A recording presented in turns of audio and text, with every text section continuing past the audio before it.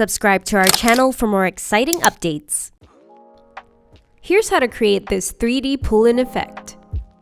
Take a video of yourself reaching out and picking up your phone. Now make sure this video is shot in 0.5.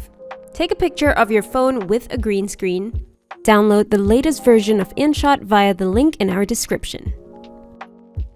Now import your video on InShot.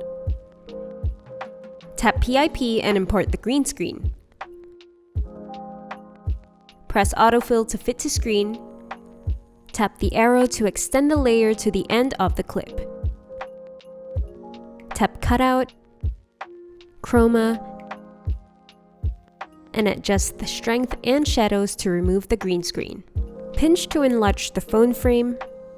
Scroll to where you pick up your phone and add a keyframe.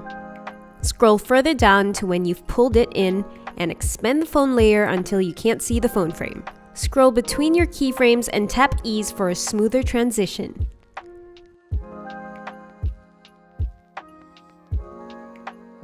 Now import the video again.